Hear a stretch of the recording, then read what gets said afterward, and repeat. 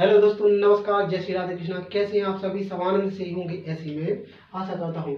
तो यहाँ पर आपको कुछ चैप्टर्स के नाम दिख रहे हैं। ये चैप्टर्स के नाम किसके हैं, किस सब्जेक्ट के हैं? ये मैथ्स के हैं। और मैथ्स में ये वाला पोर्शन है कौन सा? अर्थमेटिक वाला पोर्शन है। यहाँ पर कौन सा पोर्शन आपको देखने को मिल रहा है?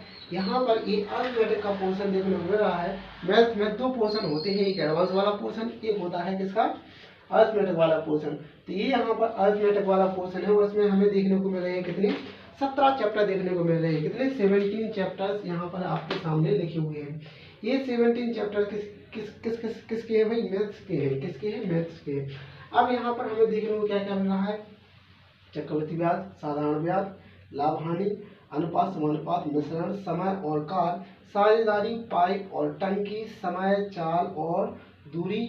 यहाँ पर ये दौड़ वाला चैप्टर जिसे हम रेस कहते हैं, नाव और धारा, डेटा, एंटरप्रेन्योरशिप, क्रमशः और संचय, सांख्यिकी, प्रायिकता। इसके बाद में आपको कुछ बड़े चैप्टर बड़े रूप में यहाँ पर दो चैप्टर दिख रहे हैं जो हाईलाइट है। वो कौन से हैं भाई? एक परसेंटेज है, एक एवरेज है। अब इन्हें क्या करना है आपको? इनमें आपको ये देखना है, ये स्वयं में चैप्टर का रूप तो लेते हैं, लेकिन ये माना जाए तो ये अपने आप में खुद एक सब्जेक्ट है। क्यों ऐसा मैं क्यों बोल रहा हूँ कि सब्जेक्ट है? ये इसलिए बोल रहा हूँ क्योंकि इनका उपयोग, किनका उपयोग? इन दोनों चैप्टरों का उपयोग इन बाकी 15 चैप्टरों में भरपूर होता है। कैसा होता है भाई? भरपूर इनका उपयोग होता है। इसलिए टीचर क्या करते हैं? कभी परसेंटेज से शुरू करते हैं, कभी एवरेज से शुरू करते हैं। एक चैप्टर होता है कौन सा? नंबर सिस्टम, जिसे हम क्या कहते हैं? संख्या पद्धति। कभी कभी वो वहां से भी शुरू कर देते हैं। हालांकि वो वाला चैप्टर एडवांस में काउंट किया जाता है। किसमें भी? एडवांस में काउंट किया जाता है। एडवांस वाले पोर्शन में काउंट किया जाता है। तो ये कुछ चैप्टर है जिससे टीचर शुरू करता है। तो हमें शुरू करना है कहाँ से? परसेंटेज। कहाँ से भाई? परसेंटेज से शुरू करेंगे हम। कहाँ से करेंगे भाई? परसेंटेज से शुरू करेंगे और सीधे ही कंटिन्यूअसली हम आगे बढ़ेंगे। और मैं आपको यहाँ पर पर्टिकुलर बता दूंगा कि यहाँ पर जो चैप्टर है, चैप्टर में आखिरकार कितनी कितनी क्लास होगा, यहाँ पर समावेश आपको देखने को मिलेगा। मैं आपको नंबर्स कर दूंगा, ठीक है ना? तो यहाँ पर हम परसेंटेज में जानेंगे और परसेंटेज में देखेंगे कि आखिरकार बेसिक कैलकुलेशन किन किन चैप्टरों में किस प्रकार से हेल्प करती है। तो इनमें हमें ज़्यादा से ज़्यादा समय देना है। किसमें देना है ज़्यादा से ज़्यादा समय? एक तो परसेंटेज चैप्टर में और एवरेज में मात्रा से अधिक समय देना है और मेहनत करनी है। क्यों? क्योंकि वो इसलिए कि यहाँ पर क्या होगा, यहाँ पर क्या होगा, यहाँ पर ये होगा कि इन दो चैप्टरों का उपयोग हर एक चैप्टर में देखने को मिलेगा। अगर हम इनमें छोटी छोटी कैलकुलेशन पर अधिक मेहनत कर लेंगे तो हमें आगे देख के देखने को नहीं मिलेगी। इसलिए हमें ज़्यादा से ज़्यादा मेहनत कहाँ पे करनी है? इन दोनों चैप्टरों पर करनी है। ज़्यादा से ज़्यादा कैलकुलेशन करेंगे और बाकी यहाँ पर ये चैप्टर आपको देखने को मिलेंगे तो इनको नोट कर लेंगे और हर रोज क्या करेंगे? इनको लिखेंगे। आखिरकार चैप्टर क्यों लिखेंगे यार? चैप्टर से क्या मतलब है? वो थोड़ी ना एग्जाम में आते हैं, सवाल आते हैं। चैप्टर इसलिए क्योंकि हमें पता तो चले आखिरकार हमारे में कितने चैप्टर है, सीधा याद होना चाहिए। हर एक चैप्टर का नाम याद होना चाहिए। हर एक चैप्टर में कितने कॉन्सेप्ट हैं, उनके कॉन्सेप्ट के नाम याद होना चाहिए। पूरा कंप्लीटली हमें याद होना चाहिए, तब हम एग्जाम में बहुत बेहतर तरीके से परफॉर्म कर सकते हैं। कैसे परफॉर्म कर सकते हैं? बहुत बेहतर तरीके से। तो यहाँ पर जो कुछ लिखा है, जो कुछ लिखा है, बहुत कुछ है। और ये बहुत कुछ मैंने कुछ के रूप में यहाँ लिख रखा है। किसके रूप में लिख रखा है भाई? कुछ के रूप में। तो यहाँ पर ये कुछ आपको हर रोज लिखना है जब तक कि याद ना हो जाए। और याद भी नहीं होगा तो हमें लिखते ही रहना है। क्या लिखते रहना है? ये चैप्टर्स के नाम और पढ़ते रहना है। क्योंकि हालांकि हमें पता होना चाहिए कि आखिरकार अर्थमेटिक में कितने चैप्टर है, एडवांस में कितने चैप्टर है। एडवांस में लगभग 14 या 15 चैप्टर हैं, जो भी आपको हम एडवांस पढ़ते समय बताएंगे। और इसी प्रकार से हम ये भी बता देंगे कि आखिरकार कितने और महत्वपूर्ण चैप्टर हैं जो हर एक चैप्टर में अपना योगदान देते हैं। तो ठीक है, हम बढ़ते हैं आगे। कहाँ बढ़ते हैं भाई? परसेंटेज से शुरू करते हैं। कहाँ से? परसेंटेज से बढ़ते हैं आगे, ठीक है ना? आगे बढ़ते हैं।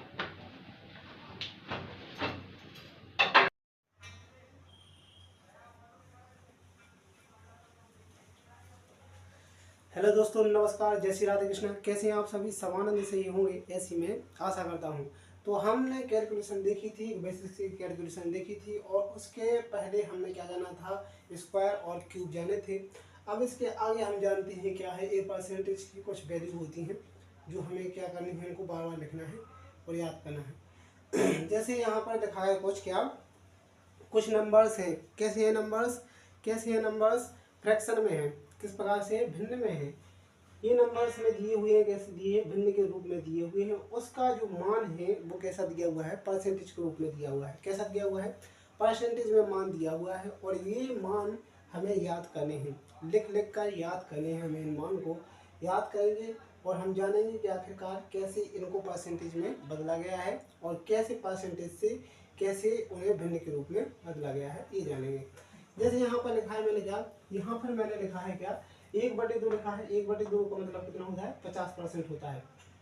कैसे होता है भाई 50%, जैसे मैंने यहाँ पर लिख दिया क्या, 1/2, 1/2 लिख दिया। अब मेरे को क्या करना है, इस पर परसेंट में लिखना है। तो परसेंट का मतलब क्या होता है, परसेंट का मतलब क्या होता है भाई, परसेंट का मतलब होता है 1/100, ठीक है ना, 1/100 क्या होता है भाई, परसेंट का अर्थ होता है 1/100 होता है, ठीक है ना। और जब हम क्या करेंगे, इस वाली संख्या को हम परसेंट में बदलेंगे तो कैसे लिखेंगे भाई, कैसे लिखेंगे, हम देखो कैसे लिखेंगे। हमने लिखा है क्या, यहाँ पर अगर हम क्या करते हैं, यहाँ पर मैंने कुछ इस प्रकार से लिख दिया।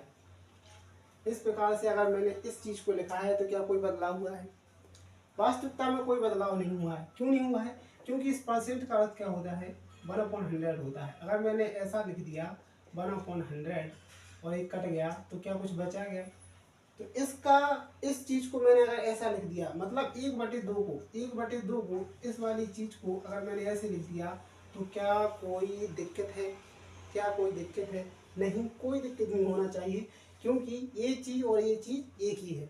इसी प्रकार से मैंने कुछ यहाँ पे क्या किया है, मैंने इसको यहाँ इस प्रकार से लिख दिया, ठीक है ना, मैंने कुछ इस प्रकार से लिख दिया। अब हम बढ़ते हैं आगे, ठीक है ना। तो मैंने क्या लिख दिया, ऐसे लिख दिया। अब इसका क्या करना है मुझे, अभी कट रहा है तो 2 से काटेंगे तो कितना आ जाएगा यहाँ पे 50, और परसेंट का परसेंट तो कितना हो जाएगा 50%। अब 50% किसकी, 1/2, 1/2 की वैल्यू कितनी आ गई वही 50%, 1/2 का मान आ गया है। इसी प्रकार से यहाँ पर लिखा हुआ है क्या, 1/2, 1/2 का मान क्या लिखा हुआ है यहाँ पर, 1/2 का मान कितना है 50%, 1/3 का है 33 सही 1/3%, और 1/4 का मान कितना है 25%, 1/5 का मान है 20%, 1/6 का मान है 16 सही 2/3%, 1/7 का मान है 14 सही 2/7%, 1/8 का मान है 12 सही 1/2%, 1/9 का मान कितना है 11 सही 1/9%, 1/10 का मान है 10%। अब 1 से लेके यहाँ पर, मतलब यहाँ पर 10 तक हो गए। अब 1/11, 1/11 का मान कितना है 9 सही 1/11%, 1/12 का मान कितना है 8 सही 1/3%, 1/13 का मान है 9 सही 9/13%, 1/14 का मान है 7 सही 1/7%, 1/15 का मान है 6 सही 2/3%, 1/16 का मान है 6 सही 1/4%, 1/17 का मान है 5 सही 15/17%, और 1/18 का मान है 5 सही 5/9%, 1/19 का मान है 5 सही 5/19%, 1/20 का मान है 5%, 1/21 का मान है 4 सही 16/21%, 1/22 का मान है 4 सही 6/11%, 1/23 का मान है 4 सही 8/23%, 1/24 का मान है 4 सही 1/6%, 1/25 का मान 4% होता है, 1/30 का मान है 3 सही 1/3%, 1/40 का मान है 2 सही 1/2%, 1/50 का मान है 2%। अब यहाँ पर कुछ चीज़ें लिखी हुई है, आगे देखते हैं। आगे क्या लिखा हुआ है 1/8, 1/8 मैंने यहाँ पर लिख दिया। यहाँ पर क्यों लिखा, मैंने इसलिए लिखा है यहाँ पर इसलिए लिखा है क्योंकि यहाँ पर 1/8 का मान कितना होता है भाई 12 सही 1/2% होता है। 1/8 का मान कितना होता है 12 सही 1/2% होता है, लेकिन यहाँ पर लिखा है 3/8, ठीक है। अब 3/8 का मान कैसे निकालें, तो मैंने आपको पहले भी बताया था कि हम क्या करते हैं कि इस 3 का गुणा करते हैं किसमें 12 में, फिर इस 3 का गुणा करते हैं इसमें 1 में, तो 12 3 कितना हो जाएगा 36, और 3 का गुणा 1 में किया तो कितना हो जाएगा 3 एकम 3, लेकिन जब हम 2 से भाग लगाएंगे 3 में तो एक बार जाएगा और इसी 1 से इस पर बच जाएगा, तो कितना हो जाएगा 12 3 36, 36 और 1 37 सही 37 सही 1/2%, ये किसका हो जाएगा 3/8 का मान हो जाएगा।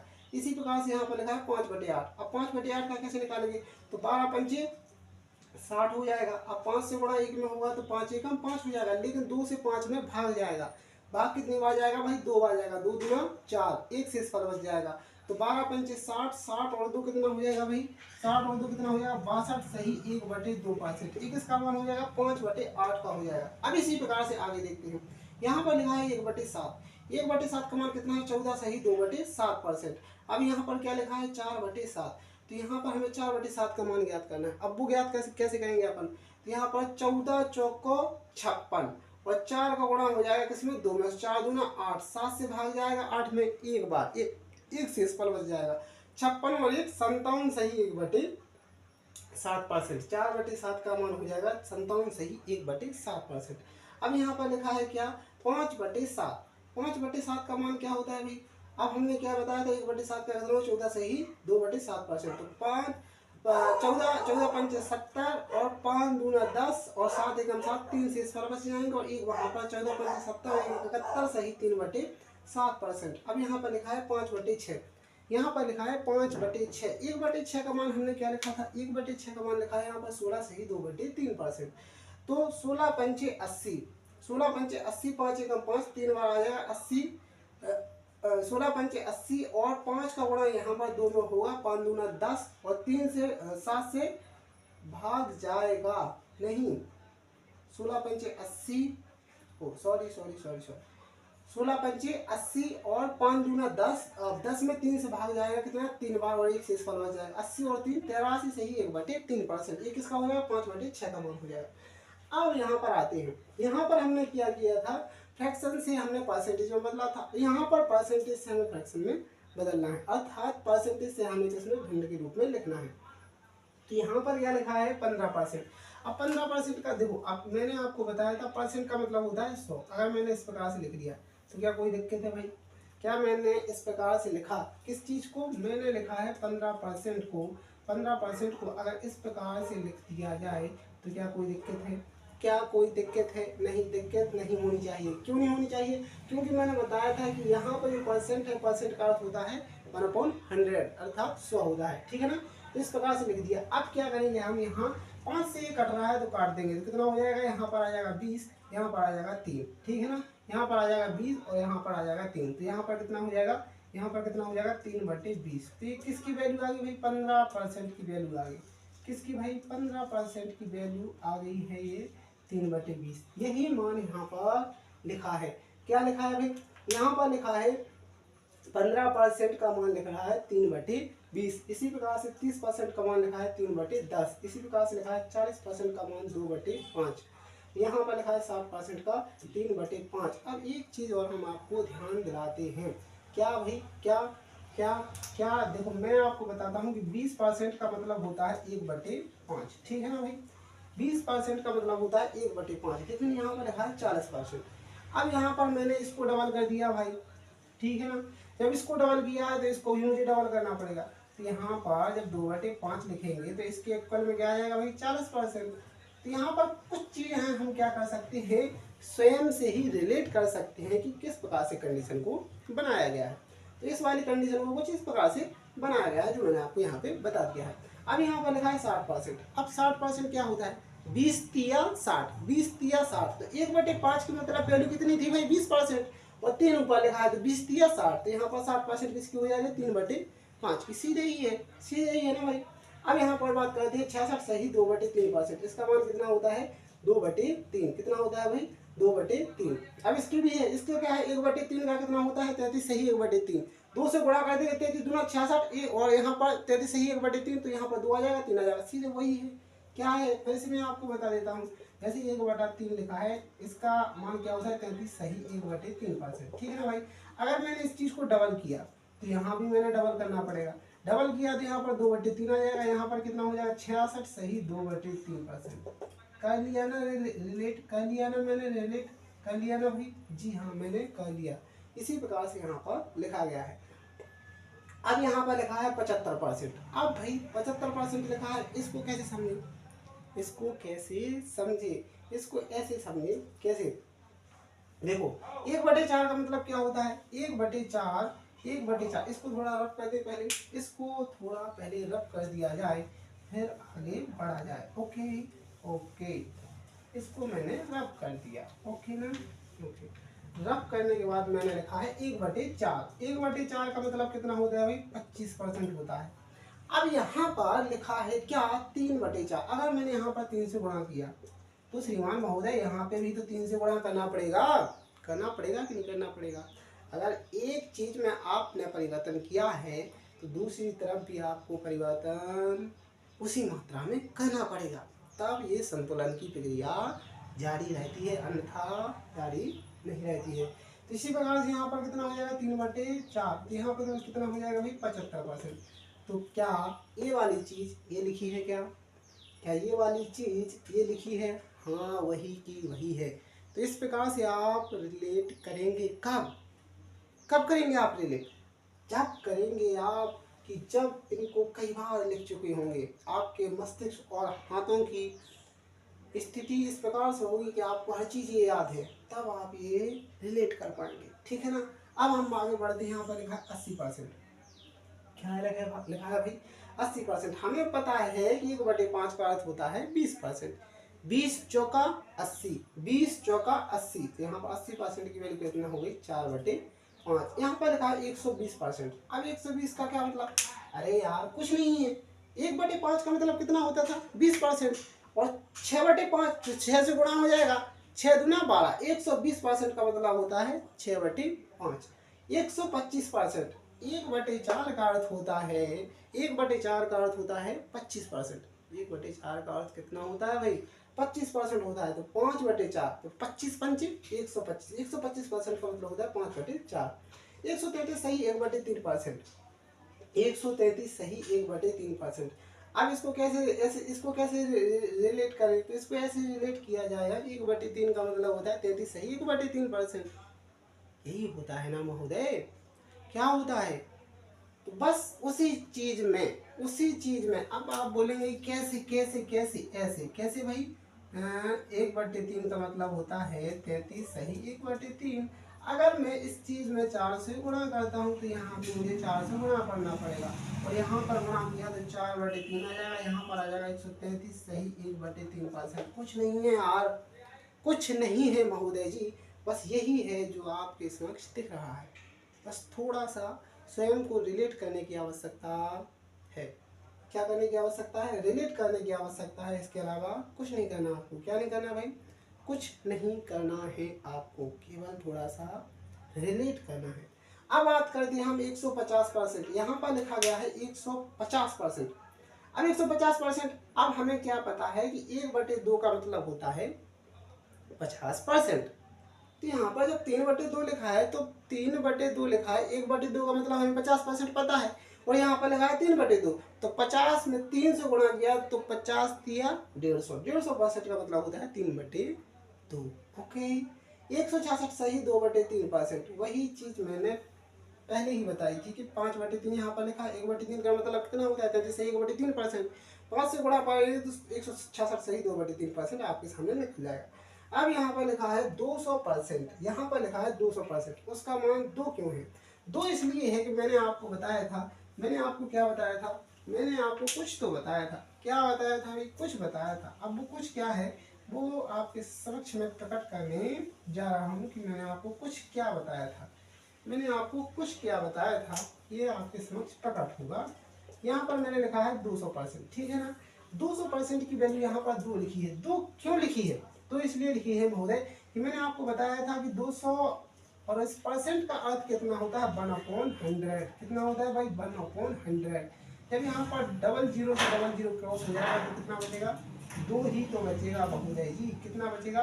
2 ही तो बचेगा। और जब 2 बचेगा तो यही हमारा उत्तर हो जाएगा। इसी प्रकार से यहाँ पर 300% का मान कितना हो जाएगा? 400% का मान हो जाएगा 4। कितना हो जाएगा? 400% का मान हो जाएगा 4। तो यहाँ पर कुछ फ्रैक्शन लिखी है, उन फ्रैक्शंस का परसेंटेज रूप लिखा हुआ है आपके समक्ष। ये फ्रैक्शंस हमें क्या करना है? इनको पर डे लिखना है। लिखने के साथ साथ पढ़ना है। जब हम लिखेंगे तो साथ साथ हमें कोशिश करनी है। आखिरकार ये थोड़ा कठिन हो जाता है जब आप बार बार करते हैं, तो आपको दिक्कत आने लगती है कि मैं इन्हें केवल लिख दूं जल्दी से, फटाक से पढ़ूं ना, लेकिन जब हम लिखते हैं तो साथ में बोलेंगे। 1/2 का अर्थ होता है 50%, इस प्रकार से बोलेंगे। 1/3 का अर्थ होता है 33 सही 1/3%, ये हम बोलेंगे, जब हम लिख रहे हैं तो बोलेंगे। 1/4 का अर्थ होता है 25%, ये हमें बोलना है। यहाँ तक कि एग्जाम में कुछ वैल्यूज हैं, जैसे एक वैल्यू हुई, ये यहाँ ये वैल्यू क्या होती है, अधिकतर बच्चों को याद नहीं रहती, हालांकि ये यूज की जाती है एग्जाम में, इनका उपयोग होता है बहुत ज़्यादा मात्रा में। ये वैल्यू है, इनका उपयोग अधिकतर देखा जाता है, जो कि हमें क्या करता है भाई, परेशान कर देता है। क्या कर देता है, परेशान कर देता है, और हम क्या हो जाते हैं, विचलित हो जाते हैं। क्या हो जाते हैं भाई, विचलित हो जाते हैं। इसीलिए हमें क्या करना है, हमें विचलित नहीं होना है। तो ये कुछ वैल्यूज हैं, क्या है भाई, कुछ वैल्यूज हैं जिन्हें हमें मस्तिष्क में ज़्यादा जोर देना है। इनको तो भूलना ही नहीं है, क्योंकि ये बच्चे भूल जाते हैं। तो ये वैल्यूज तो हमें याद रहनी ही चाहिए, ठीक है ना। तो इन्हें हमें क्या करना है, बार बार लिखेंगे, लिखने के साथ साथ हम इन्हें पढ़ेंगे, और क्या करेंगे, हम पढ़ने के साथ साथ हम क्या करेंगे, इन्हें हर रोज़ लिखेंगे। क्या करेंगे भाई, हर रोज़ लिखेंगे, तभी हमारी ये कैलकुलेशन जब बेसिक रूप से कंप्लीट हो जाएंगी तो हर एक चैप्टर में हमें सहायता प्रदान करेंगी। इसलिए हमें इनको क्या करना है, हर रोज़ लिखना है। ठीक है, तो आज के लिए हम इतना ही रखते हैं, फिर देखेंगे हम आगे और क्या ला पाते हैं आपकी बेसिक कैलकुलेशन के रूप में। फिर ये धीरे धीरे कैलकुलेशन को कंप्लीट करने पर हम आएंगे अपने चैप्टर के मूल रूप पर, और चैप्टर के ऐसे ऐसे सवाल लेके जब आपको लगेगा कि वाह मज़ा आ गया, इन बेसिक कैलकुलेशन से हम किस प्रकार से सवालों को आराम से सॉल्व कर पा रहे हैं, हमें कोई भी व्यवधान पैदा नहीं हो रहा है। तो हमें इसी सहजता कब प्राप्त होगी, जब होगी कि जब हम इससे पहले अच्छी मेहनत अपनी बेसिक कैलकुलेशन पर कर चुके होंगे। इसलिए हमें इनको नज़रअंदाज नहीं करना है, नज़रअंदाज नहीं करना है। बच्चे क्या करते हैं कि सीधा सवालों पर आ जाते हैं, चैप्टर खोल लेते हैं और सीधा सॉल्व करने लगते हैं, लेकिन इन कैलकुलेशन पर वो ध्यान नहीं देते हैं। इसलिए उन्हें हर एक चैप्टर में समस्याओं से गुजरना पड़ता है, और वह एग्ज़ाम में क्या करते हैं, अपना अधिक से अधिक समय गंवाते हैं। लेकिन हमें ये गलती नहीं करनी है, हमें ये गलती नहीं करनी है। तो हमें इन्हें हर रोज़ लिखना है, पढ़ना है, याद करना है, ठीक है ना। तो आज के लिए इतना ही। जय श्री कृष्ण, राधे राधे। जय श्री कृष्ण, राधे राधे।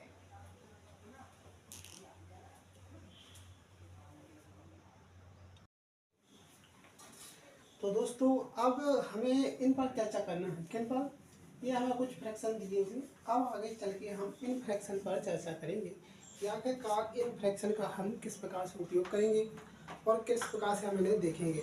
अभी हमने कुछ बेसिक सी जानी थी फ्रैक्शन, जिन्हें हमने क्या परसेंटेज में कन्वर्ट किया था। अब यहाँ पर हमें क्या दिख रहा है, हमने परसेंटेज में उनको सीधा एग्जैक्ट नंबर के रूप में कन्वर्ट किया था, लेकिन यहाँ पर हमें पॉइंट के रूप में कन्वर्ट देखने को मिल रहा है। पॉइंट के रूप में इसलिए क्योंकि कुछ फ्रैक्शन ऐसी आ जाती हैं एग्ज़ाम में जो हमें पॉइंट के रूप में देखने को मिलेगी। तो हमें उनको देखकर क्या है, घबराना नहीं है। क्या नहीं करना हमें भाई, घबराना नहीं है। जैसे यहाँ पर लिखाया गया 1/3 यहाँ पर लिखा है, तो यहाँ पर लिखा है 1/3 का क्या है परसेंटेज रूप में 33.33%। तो इसको क्या किया गया है, इसको किया गया है पॉइंट में लिखा गया है। अगर हमें केवल ये वैल्यू देखने को मिल जाएगी क्या 33.33% का मतलब क्या होता है, तो हमें तुरंत पता चल जाना चाहिए कि उसका अर्थ होता है 1/3। क्या होता है भाई, 1/3 उसका मतलब होता है, ये हमें पता चल जाना चाहिए। लेकिन ये पता कैसे चलेगा, ये पता तब चलेगा भाई जब आप इनको नोट करेंगे। नोट करने के बाद बार बार इनका क्या करेंगे, रिवीजन करेंगे, लिखेंगे और पढ़ेंगे और याद करेंगे, तब आपको ये चीज़ याद रहेगी, अन्यथा याद नहीं रहेगी। तो हमें क्या करना है, हमें इनको नोट कर लेना है। नोट करने के बाद इनको हमें बार बार सीखना है, ठीक है ना। तो अब हम इन पर चर्चा करते हैं और देखते हैं कि आखिरकार किस प्रकार की यहाँ पर कैलकुलेशन हमें एग्जाम में हेल्प कर सकती है। जैसे यहाँ पर लिखा है 1/3 की परसेंटेज वैल्यू लिखा है, यहाँ पर क्या लिखी है 33.33%। अब यहाँ पर मैं 3 क्यों बोल रहा हूँ, 3 क्यों बोल रहा हूँ, मैं 3 इसलिए बोल रहा हूँ। अगर मैं डायरेक्ट 33 भी तो बोल सकता था, लेकिन नहीं बोल सकते हैं। क्यों नहीं बोल सकते, जब यहाँ पॉइंट के बाद कोई भी वैल्यू लिखी होती है उसे हमें नंबर वाइज ही बोलना पड़ता है। जैसे यहाँ पर लिखा है 3, तो इसे हम 33 बोल सकते हैं। क्योंकि इसे आप क्या नंबर ऑफ डिजिट के कारण आप इसे एक ग्रुप से संबोधित कर सकते हैं कि यहाँ पर 33 लिखा हुआ है, लेकिन यहाँ पर आप 33 नहीं बोल सकते। यहाँ आपको पर्टिकुलर नंबर से ही उच्चारित करना पड़ेगा। जैसे यहाँ पर लिखा है 33.33 बोलना पड़ेगा आपको, ठीक है ना, 33.33%। अब यहाँ पर लिखा है 1/6। 1/6 का मतलब होता है 16.66%। 1/7 का मतलब होता है 14.28%। 1/8 का अर्थ होता है 12.5%। 1/9 का अर्थ होता है 11.11%। 1/11 का अर्थ क्या होता है भाई 9.09%। 1/12 का अर्थ होता है 8.33%। ठीक है ना, तो यहाँ तक 12 तक हो गए। अब हम बात करते हैं क्या लिखा है यहाँ पर 1/13। 1/13 का अर्थ होता है 7.69%। 1/14 का अर्थ होता है 7.14%। और फिर यहाँ पर लिखा है 1/15। 1/15 का अर्थ होता है 6.66%। 1/16 का अर्थ होता है 6.25%। 1/8 का अर्थ 1/17 का अर्थ होता है क्या 5.88%।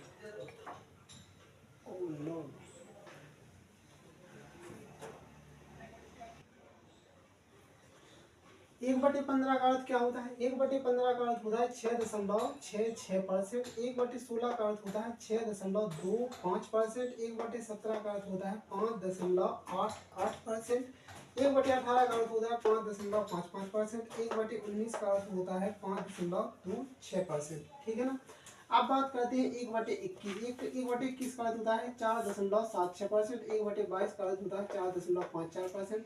1/23 का अर्थ होता है 4.34%। 1/24 का अर्थ होता है 4.16%। अब हमें बस थोड़ी सी यहाँ पर चीज़ों को जानना पड़ेगा। क्या जानना पड़ेगा भाई, क्या जानना पड़ेगा हमें ये जानना पड़ेगा कि यहाँ पर इन वाली जो वैल्यूज हैं इनका उपयोग कैसे किया गया है एग्जाम में और कैसे किया जाता है। यहाँ पर कुछ बेसिक सी कंडीशन रखनी है क्या कि हमने जो आपको फ्रैक्शन पहले लिखाए थे, उन फ्रैक्शन के अकॉर्डिंग इस जो यहाँ पर पॉइंट वाली परसेंटेज वैल्यू है इनका उपयोग वहाँ पर किया जाता है।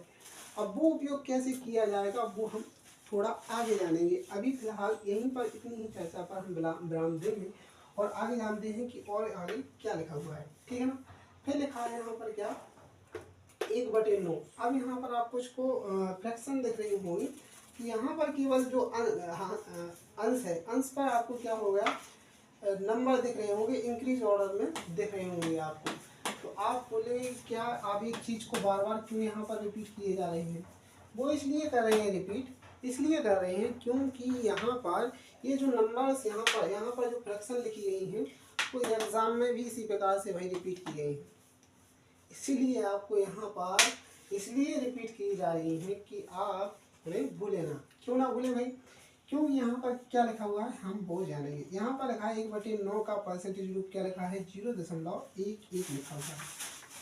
अब अगर हम अंश पर एक जब इंक्रीजिंग ऑर्डर में नंबर्स को बढ़ाते हैं तो केवल और केवल इसके जो पर दशमलव रूप में क्या परिवर्तन होता है बस उसको जानना है हमें।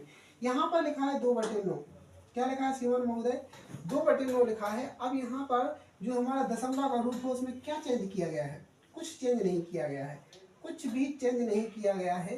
केवल यहाँ पर क्या किया गया था जो मान लिखा था अंश पर कितने का गुणा किया गया है 2 का। तो यहाँ पर कुछ नहीं किया, सीधा सीधा 2 का गुणा कर दिया गया। क्या कर दिया भाई 2 का गुणा कर दिया गया। क्या कर दिया गया भाई 2 का गुणा कर दिया गया है और सीधे वैसे ही कि वैसे आ गया है। इसी प्रकार से यहाँ हर जगह वही का वही प्रयोग किया गया है। 3/9 0.33, 4/9 0.44। ये मान देखिए आप सीधे ही सीधे उसी वैल्यू का उपयोग किया गया है। और एग्जाम में बस और केवल बस हम कुछ इस प्रकार की फ्रैक्शन को देखकर घबरा जाते हैं कि आखिरकार इसकी पॉइंट में वैल्यू क्या होगी। तो भाई हमें घबराना नहीं है क्योंकि हमने आपकी प्रैक्टिस के लिए यहाँ पर कुछ दे दिया है। क्या दे दिया है हमने, कुछ दे दिया है। वो कुछ क्या है, वो कुछ ये है, वो कुछ क्या है भाई ये है। तो 5/9 का मतलब कितना होता है 0.55। 7/9 का मतलब कितना होता है 0.77। 8/9 का मतलब कितना होता है भाई 0.88 होता है। तो हमें क्या करना है, हमें इनको जान लेना है। पहले से हम जान लेंगे तो हमें दिक्कत पैदा नहीं हुई और बार बार लिखना भी है। अब यहाँ पर लिखा है, हालांकि इसे मैं पहले ही बता चुका था, फिर से दोबारा से रिपीट करते हैं, कोई दिक्कत वाली बात नहीं, आपका रिवीजन भी हो जाएगा। यहाँ पर लिखा है 1/8। 1/8 की पॉइंट ऑफ वैल्यू कितनी होती है भाई? 12.5%, 12.5%, ठीक है ना। अब बस इसके अकॉर्डिंग, केवल और केवल इसके अकॉर्डिंग जो यहाँ पर और फ्रैक्शन लिखी है उनको हम अच्छे से जान लेंगे। कैसे जान लेंगे भाई? मैंने आपको बताया था, क्या बताया था कि यहाँ पर जो नंबर्स लिखा जाएगा, यहाँ पर जो नंबर्स लिखा जाएगा उसकी मूल्य के वैल्यू में क्या होगा, उसको गुणा किया जाएगा। क्या किया जाएगा? मल्टीप्लाई किया जाएगा। तो यहाँ पर कितना लिखा था? 12.5, और यहाँ पर 1/8 की फ्रैक्शन वैल्यू दी थी। अब यहाँ पर 2/8 का मान याद करना है। 2/8 का मान कैसे याद करेंगे आप? सीधे क्या इसमें गुणा कर देंगे तो कितना हो जाएगा? 12.5 को 2 से मल्टीप्लाई करेंगे तो कितना आ जाएगा भाई? 25% आ जाएगा। इसी प्रकार से यहाँ पर लिखा है 3/8। क्या लिखा है? 3/8। इसी प्रकार से 3 का गुणा इसमें किया गया है। किसमें भाई? इसमें 3 का गुणा किया गया और सीधा का सीधा आंसर हमारा ये आ गया 37.5%। तो हमें केवल एक वैल्यू याद रखनी है, 1.8 की 1/8 की वैल्यू हमें याद रखनी है कि कितनी होती है? 12.5% इसका परसेंटेज में मान होता है। उसके अकॉर्डिंग ही हमें सारी की सारी ये फ्रैक्शन की परसेंटेज वैल्यू हमें मिल जाएगी। अब यहाँ पर लिखा है 4/8, तो भाई इसको तो याद करने की आवश्यकता ही नहीं। 4 दूना 8 और 1/2 की वैल्यू कितनी होती है भाई? 50%। सीधा ही हमें पता है, ये तो सीधे हमें पता है, या फिर याद है, या याद करने की आवश्यकता ही है। 5/8, 5/8 को हम क्या लिख सकते हैं? 12 पंचे 60, 60 और 2 62, 5%। अब इसी चीज को हम क्या करते, क्या फ्रैक्शन में लिखते हैं तो कितना हो जाता? 62.1/2% आ जाता है कि नहीं आ जाता? क्योंकि आप 50% को 1/2 लिखते हैं, ठीक है ना। इसी प्रकार से लिखा है 6/8, तो इसका क्या है? सीधे 75% आ रहा है इसका। 7/8, 87.5%। अब इसी को हम फ्रैक्शन में लिखेंगे, कैसे लिखेंगे? 87.1/2%। अब यहाँ पर कुछ वैल्यू यहाँ पर हमने ये वाली भी लिखी थी, कौन सी? 1/7, 14 सही 2/7%। तो बस हमें क्या करना है? 1/7 की बस ये वाली वैल्यू हमें याद होनी ही चाहिए। अगर हमें ये याद है तो हम इसकी वैल्यू निकाल सकते हैं, इसकी वैल्यू निकाल सकते हैं, इसकी वैल्यू निकाल सकते हैं, इसकी वैल्यू निकाल सकते हैं। मतलब फिर हमें सारे के सारे नंबर की वैल्यू याद नहीं करनी पड़ेगी, और जब नहीं करनी पड़ेगी तो हम आसान तरीके से इसे सॉल्व कर लेंगे। या फिर सीधे ही आपको कुछ नहीं करना पड़ेगा यार, इतना तो बस कितने भी हम मल्टीप्लाई कर लेते हैं कि 14 दूना 28, 2 दूना 4, 28 सही 4/7, तो इसकी 2/7 की कितनी होगी? 28 सही 4/7, 3/7 की 14 किया 42, 3 दूना 6, 42 सही 6/7%। यहाँ पर लिखा है 4/7, 14 चौको 56, 4 दूना 8। अब यहाँ पर जब 8 हो जाएगा भैया जी, यहाँ पर जब कितना हो जाएगा? 8 हो जाएगा तो 7 से भाग जाएगा कि नहीं जाएगा? 7 से भाग जाएगा कितनी बार? एक बार जाएगा। तो 14 चौको 56 और 1 57, 57 सही 1/7। 14 पंचे 70, 70 1 71 सही 3/7, 6/7। तो 14 छंग 84, 85 सही 5/7, 14 छंग 84 और 85 सही 5/7। तो ये वाली, अब आप बोलेंगे, क्या बोलेंगे आप? ये बिल्कुल सामंजस्यता का परिचय है कि आप बोलेंगे कि आखिरकार इतनी और इतनी प्रैक्टिस क्यों? इतनी और इतनी प्रैक्टिस इसलिए क्योंकि ये परसेंटेज चैप्टर है। परसेंटेज केवल स्वयं में एक चैप्टर नहीं है, क्योंकि ये परसेंटेज हर एक चैप्टर में अपना योगदान देता है। क्योंकि क्या है दिक्कत ये कि जो परसेंटेज का नाम रखा गया है, प्रतिशत जो नाम रखा गया है, हर एक चैप्टर में इसका उपयोग किया जाता है। तो ये सारी की सारी चीज़ें हमें हर एक चैप्टर में देखने को मिलेगी। अगर हम यहाँ पर थोड़ा सा अपना समय दे देते हैं, अगर हम यहाँ पर अपना थोड़ा सा समय दे देते हैं और इस प्रकार से देते हैं कि हर एक चैप्टर में हमें सहजता महसूस हो, तो ये हमारे लिए बहुत ही अच्छी बात है। इसलिए हम थोड़ी सी मेहनत यहाँ पर कर लेंगे, थोड़ा और ज़्यादा समय देकर एक और अच्छी परफॉर्मेंस का प्लान बनाकर चलेंगे। इसलिए तो आज हमने अभी इतना देखा है, थोड़ा और आगे जानेंगे। आगे जाने के बाद देखते हैं कि और हमें और कैलकुलेशन क्या देखने को मिलती हैं जो हमारे लिए उपयोगी हो सकती हैं और हमारे सवालों में सहजता दर्शा सकती हैं। ठीक है ना। तो हम अब आगे बढ़ते हैं, ठीक है।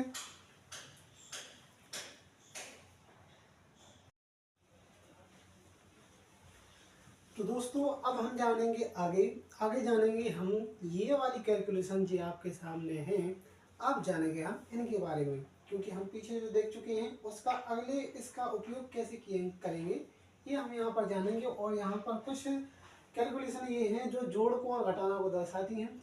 जोड़ घटाना कुछ इस प्रकार की, किस प्रकार के, इस प्रकार के कि हमें क्या करना है कि जो फ्रैक्शन में वैल्यू दी हुई है उसको किस प्रकार से जोड़ते हैं, किस प्रकार से घटाते हैं, इसको यहाँ पर हम जानेंगे। तो यहाँ पर लिखा है क्या, यहाँ पर लिखा है भाई 2 + 12 सही 1/7%। तो इसे आप कैसे जोड़ेंगे, आप ऐसे तो जोड़ेंगे नहीं कि 12 का पहले 7 में गुणा करेंगे, तो 12 7 84 और 1 जोड़ देंगे तो 85, 85/7। फिर उसका लेंगे यहाँ पर 1 कर देंगे, फिर एलसीएम लेंगे, 7 से गुणा करेंगे, 7 दूना 14 और फिर इसमें आप 85 में 14 जोड़ेंगे, फिर भाग लगाएंगे, क्या करेंगे, कैसे करेंगे, ऐसा नहीं करना। फिर कैसा करना भाई, जब ऐसा नहीं करना है तो फिर कैसा करना है, तो कैसा करना है ये हम आपको बताएंगे कि आज भाई कैसे हम जोड़ेंगे। क्योंकि ये जोड़ने वाली स्थितियाँ जब एग्जाम में इस प्रकार की स्थिति आ जाती है तो हम ये वाली कंडीशन फॉलो नहीं कर सकते जो अभी मैंने बताई। अगर ये वाली कंडीशन फॉलो करेंगे तो फिर हम सवाल ही सॉल्व नहीं कर पाएंगे। क्यों नहीं कर पाएंगे, क्योंकि इतना समय हमारे पास नहीं रहता है।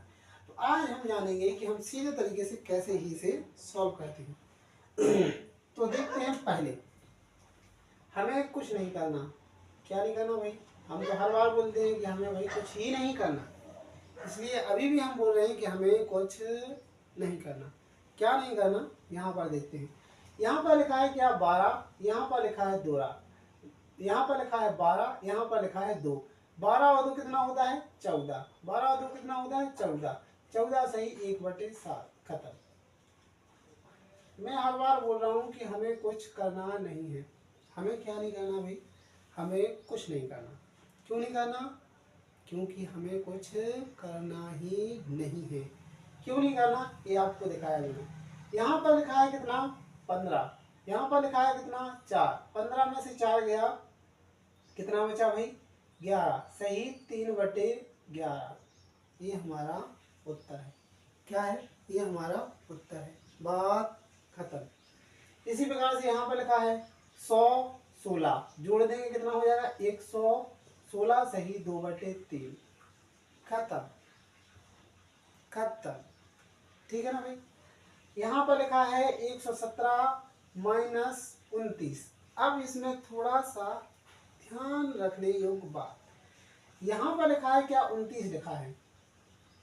अब यहाँ पर जो वैल्यू लिखी है इस वैल्यू का 1 से छोटा मान होगा, लेकिन कुछ ना कुछ तो मान होगा। तो हम क्या करते हैं, इसको 1 मान लेते हैं, इस वाली वैल्यू को 1 मान लेते हैं और वो 1 इसमें किस में जोड़ देते, इस 30 में जोड़ देते, 29 में जोड़ देते, तो हो जाते कितने हैं 30 हो जाती। 117 में से हम 30 घटाएंगे, 117 में से हम 30 घटाएंगे तो क्या बचेगा भाई 87। कितना बचेगा भाई 87, ठीक है 87 बचेगा। फिर यहाँ पर हम क्या करेंगे, जो हमने क्या किया था, हमने माना था, जब माना था तो उसका समाधान करना पड़ेगा। समाधान कैसे होगा, 19 में से घटा देंगे 6, तो कितना बचा भाई 13 और बटे में लिख देंगे 19। तो हमारा आंसर आ जाएगा 87 सही 13/19।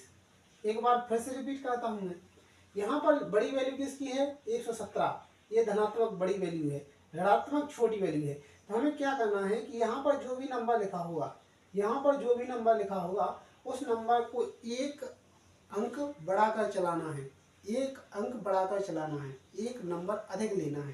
तो यहाँ पर 29 था तो हमें क्या लेना है 30 लेना है। 30 लिया, 117 में से 30 घटाया, कितना बचा 87। और यहाँ पर हमें क्या करना है 19 में से घटाने हैं 6 घटा दिया, कितना बचा 13/19। ये हमारा उत्तर होगा।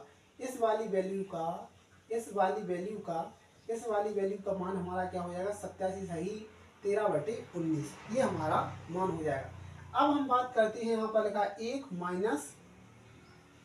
5/8। तो यहाँ पर कुछ नहीं है तो हम क्या 1 मान लेंगे, 1 में से 1 जाएगा, कुछ नहीं बचा। तो अब हम फिर क्या करते हैं, उसके बाद हम करते हैं 8 में से 5 घटा देते तो कितना बचा भाई 3 और बटे में 8। यही उत्तर है। यही क्या है भाई उत्तर है। यही क्या है भाई उत्तर है। ये क्या है उत्तर है। इसी प्रकार से 1 में से 1 जाएगा 0, 11 में से 4 जाएंगे कितना बचेगा 7। कितना बचेगा 7 बटे में 11। ये हमारा उत्तर है। यहाँ पर 1 में से 1 जाएगा कुछ नहीं बचेगा, 3 में से 2 गया कितना बचेगा 1 और बटे में 3। यहाँ पर 1 में से 1 जाएगा कुछ नहीं बचेगा, 17 में से 5 जाएगा कितना बचेगा 12। कितना बचेगा 12 बटे 17। ठीक है ना भाई। फिर यहाँ पर कितना लिखा है 14। 14 में से कितना जाना है भाई 13। 14 में से 13 नहीं जाना, एक अधिक लेना है तो 14 में से 14 जाएगा कुछ नहीं बचेगा, 2 में से 1 जाएगा तो कितना बचेगा 1 और बटे में 2। ठीक है ना। तो ये इसका मान है। अब ये कंडीशन बनती कैसे है, कैसे बनती है यहाँ पर देखेंगे। क्या होगा कि हम यहाँ पर क्या करेंगे, जो कंडीशन यहाँ पर लिखी हुई है हमने इसको इस प्रकार से जो चर राशि है उसके माध्यम से बताते हैं कि अचर राशि को हमने किस प्रकार से अरेंज किया है। ठीक है ना। तो यहाँ पर हम क्या करते हैं, बी आ गया यहाँ पर एलसीएम, बी आ गया तो यहाँ से एलसीएम बी आएगा तो बी कब आएगा, यहाँ पर नीचे भी बी को बी से गुणा करना पड़ेगा, ऊपर से बी से गुणा करना पड़ेगा। तो यहाँ पर बी माइनस ए हो जाएगा बटे में बी हो जाएगा। ये हमारा इसका आंसर होता है। यही होता है कि नहीं होता है भाई, यही होता है। ठीक है ना। तो हम भी वहाँ पर कुछ नहीं कर रहे थे। क्या नहीं कर रहे थे भाई, हम कुछ नहीं कर रहे थे। क्यों नहीं कर रहे थे हम कुछ, किस वाले 3 को जब हम एलसीएम लेंगे तो 3 आ जाएगा, यहाँ पर 3 आ जाएगा, 3 में से 2 गया तो 1/3, तब भी हमारा उत्तर 1/3 आता। लेकिन हमें इस प्रकार से नहीं करना है, सीधे ही सीधे 3 में से 2 गया 1/3, 11 में से 4 गया 7/11। वही प्रोसेस है, प्रोसेस वही है, लेकिन उसमें क्या है कि आपको पेन चलाने की आवश्यकता है। इसमें पेन चलाने की आवश्यकता है क्या, 11 में से 4 गया 7/11, सीधे ही आ जाएगा। इसमें पेन चलाने की आवश्यकता नहीं है। उसमें क्या है, आपको एलसीएम लेना पड़ेगा, एलसीएम लेने के बाद उसमें घटाना पड़ेगा, घटाने के बाद आपका आंसर आएगा, लेकिन हमें पैसे नहीं करना है। ठीक है, ये कंडीशन होगी। अब यहाँ पर आते हैं, फिर यहाँ पर कितना है 15। 15 में से 8 घटाना है या 9 घटाना है भाई, 9 घटाना है तो कितना बचेगा यहाँ पर 6। 71 में से 7 घटाया, 71 में से 7 घटाया तो कितना बचेगा 64 बटे 71। ऐसा ही आएगा ना भाई, यही आएगा। फिर इसके आगे चलते हैं तो यहाँ पर लिखा है 3 में से 1 घटाएंगे या 2 घटाएंगे, 2 घटाएंगे। कितने घटाएंगे भाई 2 घटाया तो कितना बचा 1 सही। 6 में से 5 गया तो 1/6, 1 सही 1/6। अब यहाँ पर 3 में से 3 गया 0 बचेगा, 13 में से 3 गया तो कितना बचेगा 10/13। ये हमारा उत्तर हो जाएगा। 155, 55 में से हम क्या घटाएंगे, 155 में से क्या 4 घटाएंगे या 5 घटाएंगे, हम घटाएंगे 5। एक अधिक लेना है, नंबर कितना लेना है हमें, एक अधिक लेना है। तो यहाँ पर हमने एक अधिक ले लिया तो कितना हो जाएगा 5 हो जाएगा। 155 में से 5 जाएगा तो कितना बचेगा 150 सही, 150 सही। 7 में से, अब यहाँ पर देखो, यहाँ पर देखने को कुछ मिल रहा है। क्या मिल रहा है भाई, यहाँ पर देखने को कुछ मिल रहा है। क्यों मिल रहा है, क्योंकि ये अपने आप में संतुष्ट नहीं है। क्यों नहीं है, क्योंकि यहाँ पर 7 से भाग जा रहा है। 7 से भाग यहाँ पर जाएगा, 7 से भाग यहाँ पर जाएगा, 7 से यहाँ पर भाग जाएगा तो क्या करना पड़ेगा, कितनी बार जा रहा है, 1 बार जा रहा है। 7 से भाग यहाँ पर 1 बार जा रहा है। तो पहले हम इसे संतुष्ट करेंगे। क्या करेंगे भाई, हम इसे संतुष्ट करेंगे, फिर इसके आगे हम बढ़ेंगे। संतुष्ट कैसे करेंगे, संतुष्ट हमें इसे ऐसे करना है कि यहाँ पर क्या करना है, पहले 7 से भाग लगाएंगे तो यहाँ पर 7 एकम 7 कितना बच जाएगा 4 बच जाएगा। ठीक है ना, कितना बच जाएगा भाई 4 बच जाएगा। तो इसके कितना आ जाएगा 4/7 आ जाएगा और 1 इसमें जुड़ जाएगा तो कितना हो जाएगा 5। अब यहाँ पर लिखा है 150, 150 में से अब हम 5 नहीं घटाने, कितने घटाने भाई 6। तो यहाँ पर आ जाएंगे कितना हो जाएगा 149। फिर यहाँ पर कितना 4/7 आया था, 7 में से कितना गया, 7 में से कितना गया भाई 4 गया तो 3/7 ऐसा आएगा इसका उत्तर। ठीक है ना, इसको थोड़ा इस प्रकार से करना पड़ेगा। अब यहाँ पर लिखा है 100, यहाँ पर लिखा है 16, तो यहाँ पर 16 घटाएंगे या 17 घटाएंगे, हम घटाएंगे 17। तो 100 में से 17 गया तो कितना बचा भाई, कितना बचा भाई 83 सही। 3 में से 2 गया 1/3, 83 सही 1/3। ठीक है ना भाई। अब इसके बाद में हम देखते हैं कितना, यहाँ पर लिखा है 54, यहाँ पर लिखा है 18। तो यहाँ पर 18 घटाना है या 19, 19 घटाना भाई, कितना घटाना 19 घटाना। तो 54 में से 19 गए, अब 19 ना घटा के आप सीधा 20 घटा दो। अब मैं 20 क्यों घटा रहा हूँ भाई, 20 इसलिए क्योंकि आपके मस्तिष्क की कैलकुलेशन तेज हो जाएगी। अब 20 घटाओगे तो सीधा 34 बचेगा ना, 34 बचेगा। अब 34 आपने एक अधिक लिया था, एक अधिक घटाया था, तो उसमें जोड़ो तो 34 की जगह कितना हो जाएगा 35। कितना हो जाएगा भाई 35 हो जाएगा। और 3 में से एक गया तो कितना हो जाएगा 2/3। तो 35 सही 2/3। अब यहाँ पर कितना लिखा है 99, यहाँ पर कितना लिखा है 12। कितना लिखा है 12। अब 99 में से 12 घटाना है या 13 घटाना, कितना घटाना भाई 13 घटाना। 13 घटाएंगे तो कितना बचेगा, कितना बचेगा भाई, यहाँ पर आ जाएगा 6 और फिर यहाँ पर एक हासिल हो जाएगी 7, यहाँ पर आ जाएगा 7 और 2 में से एक गया तो 1/2। यहाँ पर कितना हो जाएगा 76 सही 1/2। अब यहाँ पर देखेंगे कुछ नया, ये वाली चीज जो लिखी है इसको हम जब मिश्र भिन्न के रूप में लिखेंगे तो कैसे लिखेंगे, 7 पना 35 और 3/5, 7 पना 35 और 3/5, ठीक है ना। कुछ इस प्रकार से लिखेंगे, ये हो जाएगी हमारी मिश्र भिन्न। क्या हो जाएगी हमारी मिश्र भिन्न। अब यहाँ पर लिखा है क्या, यहाँ पर लिखा है क्या, यहाँ पर ये मिश्र भिन्न लिखी है, तो ये क्या अपने आप में संतुलित है या संतुष्ट है कि नहीं है। क्या ये अपने आप से संतुष्ट है, नहीं, ये अपने आप से संतुष्ट नहीं है। क्यों नहीं है, क्योंकि अभी भी इस 5 से 19 में भाग जा रहा है। जब तक जो अंश का मान है हर से छोटा ना हो जाए तब तक हमें भाग देते रहना है। तो यहाँ पर क्या छोटा है, नहीं है तो कितनी बार जा रहा है 5 तिया 15, 5 चौका 20, 20 ज्यादा होता तो 3 बार जा रहा है, 5 तिया 15, तो 7 और 3 कितना हो जाएगा 10, 7 और 3 कितना हो जाएगा 10, और शेष कितने बच रहे थे भाई 4 बच रहे थे, 4/5। अब ये वाली भिन्न संतुष्ट है। क्या है भाई, ये अब हुई संतुष्ट, कब हुई, अब हो गई संतुष्ट। कितने हुए 10 सही 4/5, 10 सही 4/5। अब यहाँ पर भी देखने को कुछ मिल रहा है, क्या देखने को मिल रहा है कि जो 139 है वो 19 से बहुत ही अधिक है। तो क्या ये संतुलित है, नहीं, ये संतुलित नहीं है, इसे हमें संतुलित करना पड़ेगा। तो यहाँ पर हम क्या करेंगे, 19 छक्का कितना होता है भाई, 19 छक्का होता है, 19 छक्के 133 आ रहा है क्या, 9 छक्के 54, 9 7 63, 19 सत्ते आएगा छक्के, 19 सत्ते 9 7 63, 19 सत्ते 133 होता है। तो 35 और 7 कितना हो जाएगा 42, कितना हो जाएगा भाई 42। अब 133 कितना बच रहा है 6 बच रहा है, 19, ये हमारा उत्तर हो जाएगा। ये हो जाएगा इसका संतुष्ट एवं संतुलित रूप, ठीक है ना। इसी प्रकार से यहाँ भी हमें देखना है, यहाँ पर 115 दिया हुआ है, 115 में अभी भी 3 से भाग जा रहा है, 3 से भाग जा रहा है तो हम भाग देंगे। कितनी बार जा रहा है, तीतर का 9 और 2 बचा 3 8 24 38 बार जा रहा है। तो 38 में मान के हम सीधा 40, तो कितना हो जाएगा ये 40 50 60 में 2 कम कर देंगे कितना हो जाएगा 158 सही 158 ये हमारा संतुलित रूप हो जाएगा किसका, मिश्र भिन्न का। इसी प्रकार से यहाँ भी 4 से भाग जा रहा है 25 में, तो 4 6 24, कितनी बार 6 बार जा रहा है, 125 और 6 कितने होते हैं भाई 131 सही 1/4, ये हो जाएगा इसका संतुलित रूप। यही इसी प्रकार से यहाँ पर 13 तिया 39, 13 चौको 52 ज्यादा हो जाता है, 13 तिया 39 कितनी बार 3 बार, तो कितना हो जाएगा 137 सही 39 कितना 9 शेष बचा है 9/13, ये हमारा आंसर आ गया। इसी प्रकार से 3 से यहाँ पर 50 में भाग जा रहा है, कितनी बार जाएगा 3 एकम 3 कितना बचा 2 बचा 3 18, तो कितनी बार 3 18 16 इसमें जोड़ेंगे कितना हो जाएगा 8 6 14 की 4 हासिल आगे 1 7 2 9 194 सही 2/3, ठीक है ना, ये आ जाएगा। इसी प्रकार से यहाँ देखेंगे 3 चौका 12 3 बार जा रहा है, कितनी बार जा रहा है 3 बार, तो यहाँ पर कितना हो जाएगा 161 सही 1/3।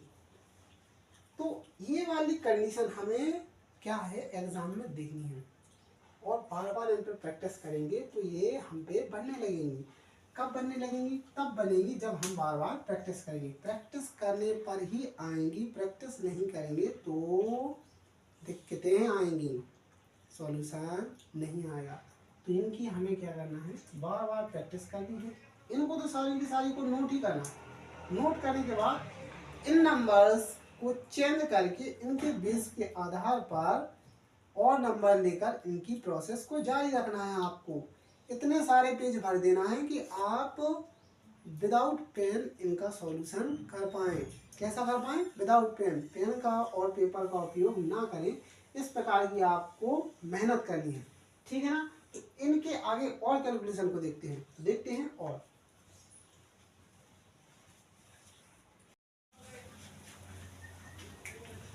हेलो दोस्तों, नमस्कार, जय श्री राधे कृष्णा। कैसे हैं आप सभी? समानंद से ही होंगे, ऐसी मैं आशा करता हूँ।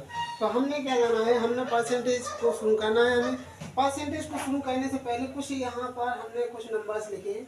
नंबर्स के स्क्वायर मैंने यहाँ पर लिखे हैं। वो इसलिए लिखे हैं क्योंकि ये हम हर रोज़ लिखेंगे, याद करेंगे, पढ़ेंगे और सीखेंगे। क्योंकि इनके बगैर कोई भी चैप्टर को हम शुरू करना थोड़ा कठिन पड़ जाएगा। इसलिए हमें इनको क्या करना है, हर रोज़ क्या करना है, लिखना है, सीखना है और पढ़ना है, ठीक है ना। तो ये कुछ मैंने नंबर्स लिखी, उसके स्क्वायर आपके सामने लिखे हुए हैं। तो ये आप सभी को क्या कर लेने हैं, नोट कर लेने हैं, बाहर रोज लिखना है।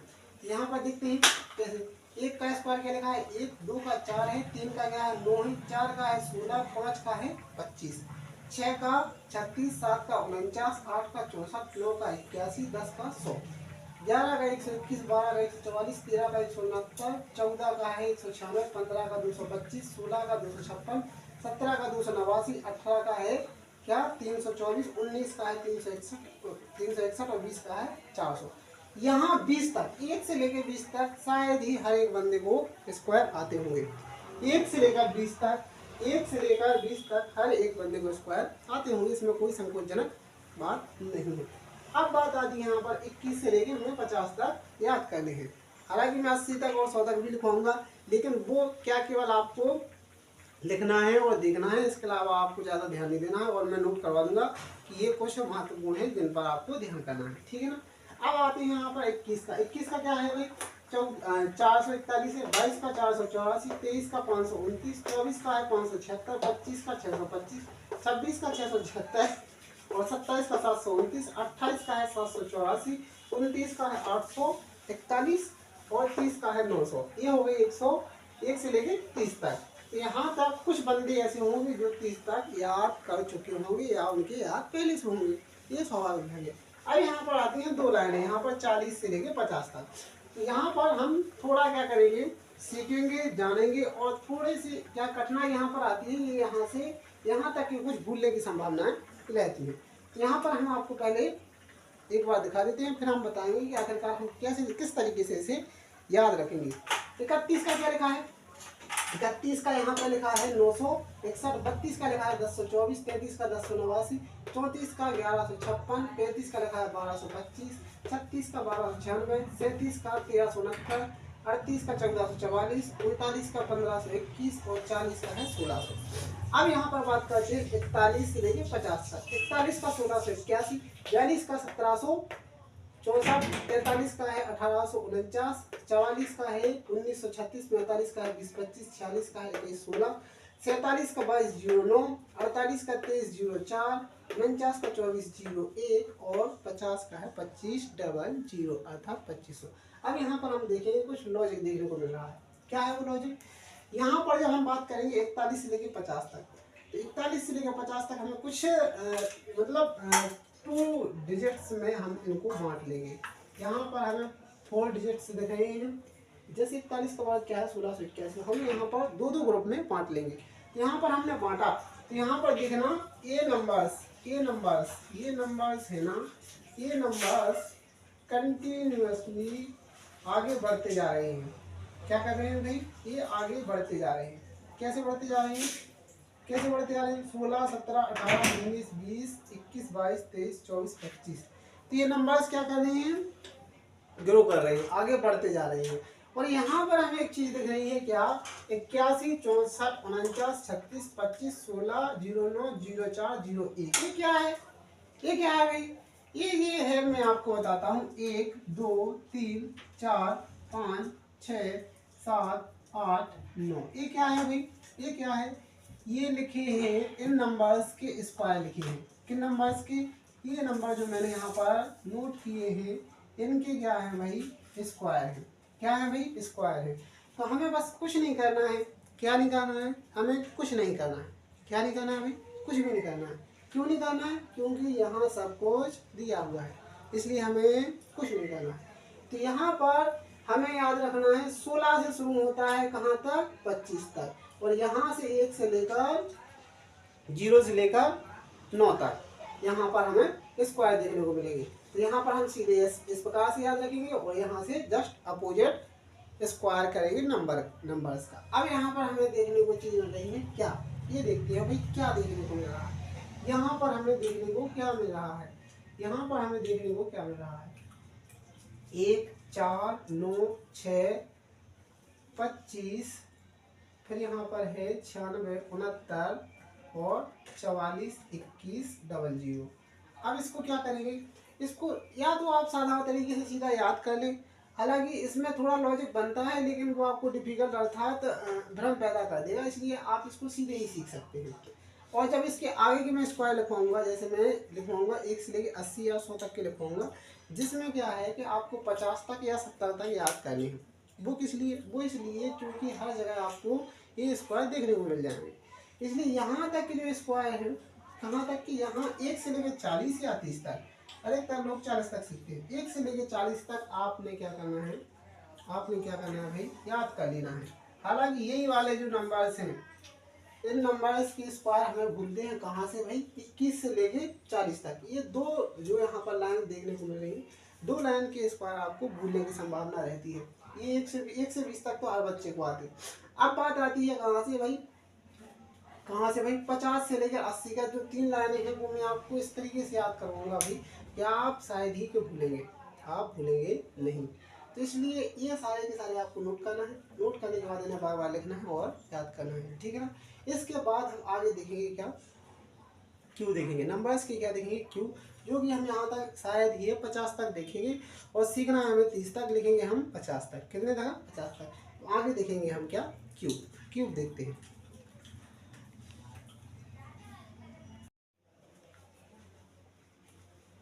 तो यहाँ पर हम देखेंगे क्या? क्यूब देखेंगे। इन जो नंबर्स हैं, ये नंबर्स दिए हुए हैं, इन नंबर्स को हमें अब क्या क्यूब के रूप में जानना है क्या? कि इनके क्यूब क्या होते हैं, क्योंकि हमें ये क्यूब याद करने होंगे, क्योंकि हमें हर एक सवाल में इनकी ज़रूरत पड़ने वाली है और हर एक चैप्टर में इन क्यूब्स का प्रयोग किया जाता है। इसलिए ये क्यूब मेरे को या हम सभी को क्या करने हैं? याद करने हैं। और ये सभी क्यूब हमें क्या कर लेने हैं भाई? नोट कर लेने हैं। नोट करके हमें ये भी बार बार लिखेंगे, देखेंगे, पढ़ेंगे और सीखेंगे। एक चीज़ और मैं आपको बताता हूँ, क्या है कि जब आप लिखा करते हैं तो लिखने के साथ साथ आप क्या करेंगे? अपने मुख से इन संख्याओं को या इन क्यूब को क्या करते हैं? उच्चारित करेंगे। जब हर रोज आप लिख रहे हैं तो क्या आप बोलेंगे तो मस्तिष्क क्या करता है? तब उस समय अलर्ट रहता है। लेकिन क्या होता है कि उसमें हमें क्या होता है? थोड़ी सी दिक्कत पैदा होती है। इसीलिए हम क्या करते हैं? केवल लिखा करते हैं, हम मुख से बोलते नहीं हैं। और जब बोलते नहीं हैं तो केवल हमारे हाथों को याद रहता है। हालांकि ये भी किसी से कम नहीं है। क्यों? क्योंकि जब आप लंबे समय तक अपने हाथों से किसी भी चीज़ को बार बार लिखते हैं तो क्या होता है कि हमारी बॉडी क्या करती है? उन नंबर्स को एक्सेप्ट कर लेती है। किस प्रकार से? कि जब आप फिर क्या करेंगे? किसी दिन आप उस चीज़ को याद करना चाहेंगे। क्या करना चाहेंगे? आप याद करना चाहेंगे तो आप बहुत ही कम समय में उस चीज़ को याद कर लेंगे, क्योंकि आपकी बॉडी क्या हो गई है? अब बार बार लिख लिख कर याद कर चुकी है। अब केवल मस्तिष्क को क्या करना है भाई? मैसेज भेजना है कि इसका आंसर क्या है। तो मैसेज क्या करता है? यहाँ पर जल्दी से एग्जैक्ट होता है, आउटपुट देता है। क्या करता है? आउटपुट देता है। तो यहाँ पर हमें नंबर्स के क्यूब देखने को मिल रहे हैं। ये क्यूब हमें याद करने हैं।